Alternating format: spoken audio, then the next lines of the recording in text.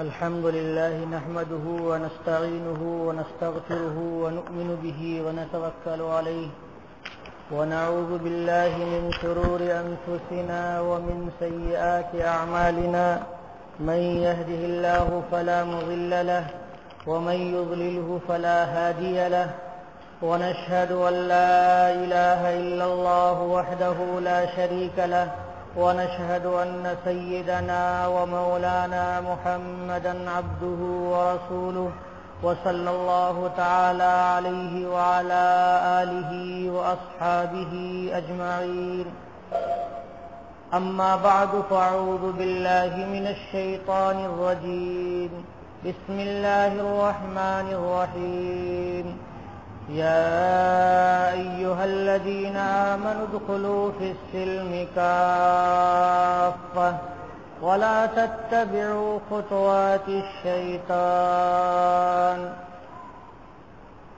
وقال الله تبارك وتعالى شهر رمضان الذي أنزل فيه القرآن هدى للناس وبينات من الهدى والفرقان صدق اللہ العظیم۔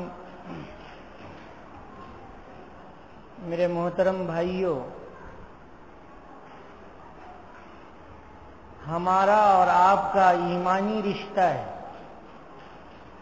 میں کہاں کا ہوں، کہاں پیدا ہوا، کس خاندان کا ہوں، کس کلچر کا ہوں، کس زمین کا ہوں، آپ کو پتہ نہیں، اور آپ کی جس زمین میں میری حاضری ہوئی مجھے نہیں پتا کہ آپ کہاں کے، کس خاندان کے اور کیسے ہیں۔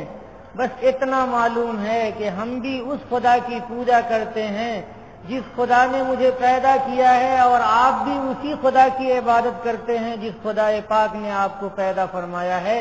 یہ ہمارا ایمان کا رشتہ ہے۔ یہ رشتہ پوری دنیا میں پھیلا ہوا ہے، اور یہ عرش کا چلا ہوا رشتہ فرش پہ پھیلا ہوا ہے۔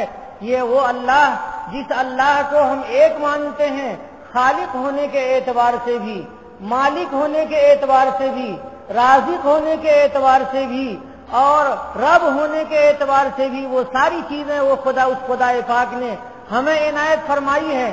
ہم سارے انبیاء کرام علیہم الصلوۃ والسلام پر ایمان رکھتے ہیں، جن انبیاء کرام کو اللہ کے تعالیٰ نے نبوت عطا فرمائی، اور آخری نبی جناب محمد رسول اللہ صلی اللہ علیہ وسلم پر بھی ہم ایمان رکھتے ہیں، جس نبی نے ہم سے بہت زیادہ تعلق کا اظہار فرمایا۔ ہمارے لیے وہ رحمت ہیں، اور صرف ہمارے لیے نہیں، سارے عالم کے لیے رحمت ہیں۔ رحمت للعالمین کہہ کر اللہ تبارک و تعالیٰ نے ان کو خطاب فرمایا۔ یہ رشتہ ہمارا ایمان کا رشتہ ہے۔ یہ رمضان کا مہینہ یہ ایسا مہینہ ہے کہ جس مہینے میں اللہ تبارک و تعالیٰ نے قرآن پاک جیسی نعمت نازل فرمائی، اور یہ ایسا مہینہ ہے جس مہینے میں عبادت کی بہارات ہے، عبادت کا جشن ہے۔ یہ وہ مہینہ ہے کہ جس مہینے میں سیزن ہے، جیسے تجارت کا سیزن ہوتا ہے تاجروں کے لیے، ہر تاجر کے لیے اس کا سیزن پیارا ہوتا ہے۔ وہ راتوں کو جگتا ہے، وہ دنوں کو محنت کرتا ہے، اور محنت کر کر کے وہ دولت اکٹھا کرتا ہے۔ تو یہ ایمانداروں کے لیے سیزن ہے جس میں جتنا چاہیں، جتنی چاہیں دولت اکٹھا کر لیں، تراویح کے ذریعے دولت اکٹھا کریں، قرآن کی تلاوت کے ذریعے دولت اکٹھا کریں، نماز کے ذریعے دولت اکٹھا کریں، تسبیحات کے ذریعے دولت اکٹھا کریں۔ تہجد پڑھنا رمضان میں دیگر مہینوں کے مقابلے میں آسان ہو جاتا ہے کہ کھانے کے لیے، سحری کے لیے انسان ضرور جگتا ہے، اس وقت اللہ کے لیے چند سجدے کر لیا کریں۔ اس طرح سے اللہ تعالیٰ کے لیے آپ کے دامن میں اور ہمارے دامن میں اللہ تبارک و تعالیٰ بہت ساری نیکیاں اکٹھا فرما دیتے ہیں، اور برائیوں سے توبہ کرنے کی توفیق ہو جاتی ہے۔ توبہ سے بندہ ایسا پاک ہوتا ہے کہ جیسے آج اس کی ماں نے پیدا کیا ہو۔ التائب من الذنب کمن لا ذنب لہ، یہ فرمایا جناب محمد رسول اللہ صلی اللہ علیہ وسلم نے۔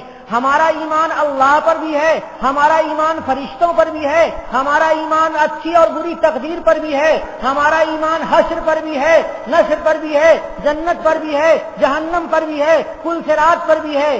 ان ساری چیزوں پر ہمارا ایمان ہے۔ اور ایمان ہم نے جنت کو دیکھا نہیں، ہم نے جہنم کو دیکھا نہیں، ہم نے میدان محشر کو دیکھا نہیں، ہم نے اللہ تبارک و تعالیٰ کا دیدار نہیں کیا، لیکن ہم اللہ کو بھی مانتے ہیں، ہم جنت کو بھی مانتے ہیں، ہم جہنم کو بھی مانتے ہیں، ساری بن دیکھی چیزوں پر ایمان رکھتے ہیں۔ اس ایمان کو ایمان بالغیب کہا جاتا ہے، اور ایمان بالغیب یہ معتبر ہے۔ اللہ تعالیٰ فرشتوں سے کہتے ہیں کہ اے فرشتوں دیکھو کہ یہ بندے رو رہے ہیں، جہنم کے عذاب سے رو رہے ہیں، حالانکہ انہوں نے جہنم کو دیکھا نہیں ہے۔ اے فرشتے یہ دیکھو یہ بندے گناہ کرنے کے بعد توبہ کر رہے ہیں، کیونکہ ان کو سزا کا خوف ہے، انہوں نے جو گناہ کیا ہے ان گناہوں میں اس کو میری گرفت کا خوف ہے، حالانکہ اس نے میری گرفت دیکھی نہیں، میری سزا دیکھی نہیں، پھر بھی وہ ایمان لاتا ہے۔ ایمان بالغیب بہت زیادہ پیارا ہے، بہت زیادہ پیارا ہے۔ آپ نے سنا ہوگا کہ حضرت ہارون رشید یہ بہت بڑے بادشاہ تھے اور بڑے ایماندار بادشاہ تھے۔ ان کی بیوی زبیدہ تھی، تو ایک مرتبہ ایسا ہوا کہ ہارون رشید نے ایک نہر کھودی، وہ اس نہر کا نام نہر زبیدہ ہے۔ نہر کھودنے کے بعد چہل قدمی کرنے کے لیے بادشاہ سلامت اپنی بیوی کے ساتھ نکلے ہیں اور چہل قدمی کر رہے ہیں، اور اس نہر کو دیکھ رہے ہیں کہ جس نہر کو نہایت سلیقے سے، نہایت فرمائش سے زبیدہ بیوی کے نام پہ کھودوایا تھا، وہ نہر دیکھ رہے ہیں، گھوم رہے ہیں۔ ایک اللہ والے بزرگ، اور اللہ والے بزرگ پاگل کی شکل میں تھے، بہلول، وہ مٹی کا گھر بنا رہے ہیں، اور جیسے بچے پیر نیچے رکھ دیتے ہیں اور اوپر سے مٹی رکھ دیتے ہیں، پھر پیر نکال لیتے ہیں تو وہ گھر سا ہوتا ہے، اس کو گھروندہ کہہ رہے ہیں، تو وہ بھی مٹی سے گھر بنا رہے ہیں، چھوٹے چھوٹے گھر بنا رہے ہیں۔ ہارون رشید وہاں پر سے گزرے، ہارون رشید نے پوچھا اے بہلول یہ تیرا گھر ہے، یہ تیرا گھر کتنے پیسے کا ہے؟ بہلول نے کہا کہ حضرت یہ گھر 1 روپیے کا ہے۔ تو ہارون رشید نے یہ جواب سن کر کے تفریحاً پوچھا تھا، اور بہلول مجذوب آدمی ہے، پاگل جیسا رہتا ہے، اس نے ایک جواب دیا۔ ہارون رشید نے یہ جواب سنا، جواب سن کر کے یہ آگے بڑھ گئے، لیکن بیوی زبیدہ بڑی ہوشیار تھی، بیوی زبیدہ بڑی ہوشیار تھی۔ بیوی زبیدہ نے کہا کہ اچھا یہ جو تم گھر بنا رہے ہو یہ گھر مجھے دے دو، اور جتنی قیمت ہے وہ قیمت لے لو۔ انہوں نے سکہ دیا اور دے کر کے آگے گزر گئی، گھر چلے گئے، دونوں میاں بیوی گھر چلے گئے۔ ہارون رشید نے رات میں خواب میں دیکھا کہ ایک بہت بڑا محل بنا ہوا ہے، نہایت سجا دھجا ہوا ہے، ہیرے جواہرات کا ہے، اس میں قمقمے لگے ہوئے ہیں، ان کی روشنی بہت شاندار، اس کا باب الداخلہ جہاں انٹرنس ہے وہ بہت خوبصورت ہے۔ انہوں نے کہا کہ یہ کس کا محل ہے؟ وہاں بتایا، فرشتے نے بتایا کہ یہ زبیدہ کا محل ہے۔ اچھا میری بیوی زبیدہ کا محل ہے تو چلو میں دیکھ لوں۔ تو دربان نے وہاں پر روک دیا کہ آپ کو اجازت نہیں ہے، دربان نے روک دیا کہ آپ کو اجازت نہیں ہے۔ اتنے میں آنکھ کھل گئی۔ اب ہارون رشید بہت بے چین، بہت پریشان کہ آخر زبیدہ کو اتنا شاندار محل آخرت میں ملنے والا یہ کیوں مجھے دکھا دیا گیا؟ تو انہوں نے سوچا تو یہ سمجھ میں آیا کہ انہوں نے ایک فقیر کو، بہلول کو پیسے دیے تھے ان کے گھروندے خریدنے کے لیے، اور اس نے دعا دی، اس دعا کی برکت سے انہیں اتنا بڑا محل اللہ تبارک و تعالیٰ نے عنایت فرما دیا ہے۔ ہارون رشید نے کہا یہ تو بہت اچھا سودا ہے کہ چند سکوں میں آخرت کا اتنا اونچا محل مل جائے گا، چلو آج پھر چلتے ہیں چہل قدمی کرنے کے لیے۔ چہل قدمی کرتے کرتے وہاں پہنچتے ہیں تو دیکھتے ہیں کہ وہاں پر بہلول پھر وہ گھروندے بنا رہا ہے۔ پوچھا اے بہلول تمہارے گھروندے کی کتنی قیمت ہے؟ بہلول نے کہا کہ بادشاہ سلامت آپ نہیں خرید سکتے ہیں۔ تو کہا نہیں بتاؤ تو صحیح کتنی قیمت ہے؟ کہا آپ کی جتنی بادشاہت ہے وہ پوری بادشاہت اس کی قیمت ہے۔ کہا بہلول کل تو 1 سکے میں اس کو بیچ رہے تھے اور آج اتنی قیمت کیوں ہے؟ بہلول نے جواب دیا وہ سوچنے کے لائق ہے کہ بادشاہ سلامت کل یہ محل دکھا ہوا نہیں تھا، اس کا بدلہ کیا ملے گا وہ دیکھا ہوا نہیں تھا، اور آج آپ کو دکھا دیا گیا ہے، دیکھ کر کے آپ آ رہے ہیں، اس لیے آج اس کی قیمت آپ کی پوری دولت ہے، بلکہ آج اس کی قیمت پوری کائنات نہیں ادا کر سکتی ہے جتنے کا یہ محل ہے۔ تو تو اللہ تبارک و تعالیٰ پر ہم ایمان رکھتے ہیں، ہم سکے اور 2 سکے، ہم روپے اور 10 روپے 100 روپے ہم خرچ کرتے ہیں اللہ تبارک و تعالیٰ کے راستے میں ہیں، اور وہ خدائے پاک کتنا زیادہ عنایت فرمانے والے ہیں اس کا ہم اندازہ نہیں لگا سکتے۔ یہ دنیا ہے، اس دنیا میں ہم دولت خرچ کرتے ہیں اور ہماری جیب تھوڑی سی خالی ہوتی ہے، مگر اللہ تبارک و تعالیٰ کتنا عنایت فرمانے والے ہیں اس کا کوئی اندازہ نہیں کر سکتا۔ آپ نے سنا ہوگا کہ ایک فقیر تھا، وہ فقیر ایک دروازے پر پہنچا، اس کو مرغی کی ضرورت تھی، وہ دروازے پہ پہنچا، دستک دی تو اندر میاں بیوی کھانا کھا رہے تھے، وہاں سے بیوی آئی اور اس نے دیکھا فقیر کو، تو فقیر نے کہا کہ مجھے ایک مرغی چاہیے۔ اس نے کہا اپنے شوہر سے جا کر کے کہ وہ فقیر مرغی مانگ رہا ہے، تو شوہر ناراض ہو گیا کہ ارے یہ فقیر ایسے ہی ہوتے ہیں، چلو بھگا دو ان کو ڈانٹ کر کے بھگا دو، یہ ان کا کمایا ہوا ہمارے گھر میں رکھا ہوا ہے کہ ہم ان کو دیں گے۔ چنانچہ اس فقیر کو دھکے دے کر کے وہاں سے بھگا دیا گیا۔ یہ آدمی بہت بڑا مالدار تھا، بہت بڑی تجارت تھی اس کی، بہت بڑے محل تھے، بہت زیادہ دولت تھی، وہ ساری دولت دھیرے دھیرے ختم ہونے لگی، گھر بھی ختم ہو گیا اور تجارت بھی ختم ہو گئی، پیسے بھی ختم ہو گئے۔ اب ایسی حالت ہو گئی کہ وہ اس کے لیے کھانے کے لیے ترس رہا تھا، کھانے کے لیے اسے نہیں مل رہا تھا۔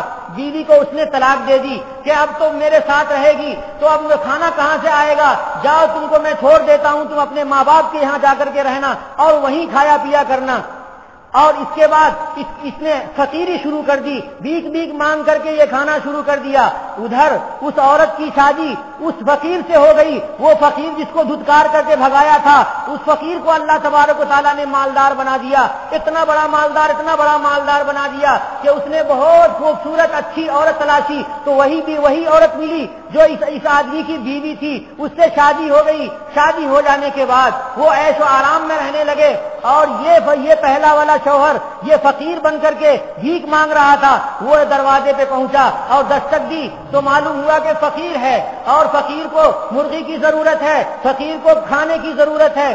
تو اس نے آ کر کے جب آواز دی کہ میں فقیر ہوں مجھے ضرورت ہے، تو شوہر نے کہا کہ میڈم جلدی نکلو، جا کر کے دیکھو، اس کی جو ضرورت ہے وہ ضرورت تم پوری کرو، اس کی جو ضرورت ہے وہ ضرورت تم پوری کرو۔ کیوں کہ وہ جانتا تھا کہ فقیر رہنے کے بعد انسان کے اندر کتنی تکلیف ہوتی ہے، انسان کو کیا گزرتی ہے، کیا پریشانی ہوتی ہے، وہ جھیل چکا تھا۔ چنانچہ وہ آدمی وہ بیوی کو بھیجا، بیوی گئی اور بیوی نے دیکھتے ہی چیخ کر کے بے ہوش ہو کر کے گر گئی۔ جا کر کے دیکھا آخر کیا ہوا، جب وہ ہوش میں آئی تو پوچھا کیا ہے، تو کہا کہ وہ فقیر جو فقیر باہر نظر آ رہا ہے وہ میرا پہلا والا شوہر ہے کہ جس کے ساتھ میں عیش و آرام کے ساتھ رہتی تھی، جس کا گھر بہت شاندار تھا، جس کو اللہ نے بہت سی نعمتیں عطا کی تھی اور بہت ٹھاٹ باٹ سے ہماری زندگی گزر رہی تھی۔ آج وہ شوہر ہمارے دروازے پر بھیک مانگنے کے لیے آیا ہے۔ تو اس آدمی نے کہا دیکھتے ہیں کہ وہ کون سا آدمی ہے، تو دیکھا تو کہا کہ میڈم یہ وہی آدمی ہے کہ جس نے اپنے دروازے سے دھکے دے کر کے مجھے بھگا دیا تھا، میں بھی فقیر تھا، مجھے دھکے دے کر کے بھگا دیا تھا۔ تو یہ دنیا میرے محترم کچھ نہیں ہے، یہ دنیا کی دولت کچھ نہیں ہے۔ کہا جاتا ہے حدیث شریف میں الدنیا جیفا کہ دنیا مردار ہے، وہ طالبها کلاب، اور دنیا کے طلب کرنے والے کتے ہیں، اس لیے اس دنیا کو چھوڑو۔ اس دنیا کی دولت، یہ دنیا کے مکانات یہ اینٹ پتھر اور گارے سے بنتے ہیں، زمین سے بنتے ہیں، اور اللہ نے جو ہمارے لیے ایمان والوں کے لیے جنت تیار کر رکھی ہے وہ جنت سے ہیرے اور جواہرات سے اور مونگے سے، سونے سے اور چاندی کی اینٹوں سے وہ بنے ہوئے ہیں، ان کا مقابلہ یہ دنیا کی دولت نہیں کر سکتی۔ اس لیے اگر مانگنا ہے تو اللہ تبارک و تعالیٰ سے جنت مانگو، اگر مانگنا ہے تو اللہ تبارک و تعالیٰ سے وہ چیز مانگو جو ہمیشہ رہنے والی ہے۔ جنت کی دولت ملنے کے بعد ختم نہیں ہوگی، اور یہ دنیا کتنی ہے اور کب ختم ہو جائے، کب چھوٹ جائے، کوئی ٹھکانہ نہیں۔ انسانوں کے پاس بہت ساری دنیا ہے، اس جیب میں پیسے، اس جیب میں پیسے، اس طاق میں پیسے، اس تجوری میں پیسے، یہاں کارخانہ، وہاں کارخانہ، اور یہاں بیلنس اور وہاں بینک بیلنس، یہ سارے کے سارے ہیں، لیکن جب روح نکلتی ہے تو خالی ہاتھ انسان چلا جاتا ہے۔ اس لیے رمضان میں اس خدائے پاک کی پوجا کرنی ہے، اس خدائے پاک کی عبادت کرنی ہے جس خدائے پاک نے جنت بنا رکھی ہے ہمارے لیے، جس خدائے پاک نے رمضان کے مہینے میں قرآن جیسی کتاب نازل کی۔ اس قرآن پاک کے بارے میں وہ قرآن پاک کے ملنے سے انسان کو کتنی خوشی ہونی چاہیے۔ ایک یہودی سے ملاقات حضرت عمر رضی اللہ تعالیٰ عنہ کی ہوئی، کہا اے ابن الخطاب، یہ آیت اگر ہماری شریعت میں نازل ہوتی اور ہماری کتاب میں نازل ہوتی، اليوم اکملت لکم دینکم واتممت علیکم نعمتی ورضیت لکم الاسلام دینا، تو میں جشن مناتا تو ہماری کتاب میں، ہمارے قرآن میں اللہ تعالیٰ نے یہ آیت نازل فرمائی ہے، ہم قرآن پاک کو لیے ہوئے ہیں مگر کوئی قدر نہیں ہے، قرآن کی تلاوت نہیں کرتے ہیں، ہم گانے سنتے ہیں، ہم میوزک سے دلچسپی رکھتے ہیں، ہم نے اللہ کی کتاب سے دلچسپی چھوڑ دی۔ اللہ کی کتاب سے دلچسپی انسان چھوڑتا چلا جائے گا، چھوڑتے ایک وقت ایسا آ جائے گا جس وقت میں جس وقت میں قرآن پاک کے حروف اور نقوش اللہ اٹھا لیں گے، انسان دیکھے گا تو کاغذ ہے اور اس میں کچھ لکھا ہوا نہیں ہے۔ یہ اس وقت ہوگا جب انسان دنیا داری میں لگ جائے گا، کتاب الہی کو چھوڑ دے گا، اللہ کے فرمان کو چھوڑ دے گا، وہ نافرمانی پہ تلا ہوا رہے گا، اس کے سامنے نبی کریم صلی اللہ علیہ وسلم کی سنت کی اتباع نہیں ہوگی، اس کے سامنے صحیح شریعت کی اتباع نہیں ہوگی، وہ نمازوں میں قرآن کو چھوڑے گا، وہ تہجد میں قرآن کو چھوڑے گا، صبح قرآن کی تلاوت کو چھوڑ دے گا، قرآن کے احکام حلال کو حلال جاننا چھوڑ دے گا اور حرام کو حرام نہیں سمجھے گا، جو من میں آئے گا وہی کرتا رہے گا۔ جب قرآن پاک کو مکمل انسان چھوڑ دیں گے، مسلمان چھوڑ دیں گے، تو اللہ تعالیٰ کی طرف سے عذاب آ جائے گا اور یہ قرآن اٹھ کر کے اللہ تعالیٰ کے پاس چلا جائے گا۔ تو یہ قرآن ہمارے پاس اللہ کی نعمت ہے، تو رمضان میں قرآن کی تلاوت کیجئے، رمضان میں قرآن کی تلاوت، تراویح میں قرآن پاک کو سن کر کے اپنے سینے کو منور کیجئے۔ یہ سینے میں جو نور ہے، یہ نور ایمان ہے، یہ کہاں سے آیا ہے؟ اللہ تبارک و تعالیٰ کی طرف سے آیا ہے، اللہ کے عرش سے آیا ہے، وہ نور ہر مومن کے دل میں روشن ہے۔ یہی وجہ ہے کہ سارے مومن چاہے جہاں کہیں بھی ہو، ان کو اللہ کا نام لے کر کے خوشی ہوتی ہے، اس کو مسجد میں آ کر کے خوشی ہوتی ہے، لیکن اگر دل میں نفاق ہے، ایمان کمزور ہے، تو اسے اللہ کا نام لینے میں خوشی نہیں ہوتی، مسجد میں آنے میں خوشی نہیں ہوتی۔ اپنے ایمان کے جانچنے کی یہ علامت ہے کہ اچھا کام کرنے میں دل خوش ہو اور برا کام کرنے سے رنجیدگی ہو۔ اگر برا کام کرنے میں دل خوش ہوتا ہے اور اچھے کام سے رنجیدگی ہوتی ہے تو ایمان کامل نہیں ہے۔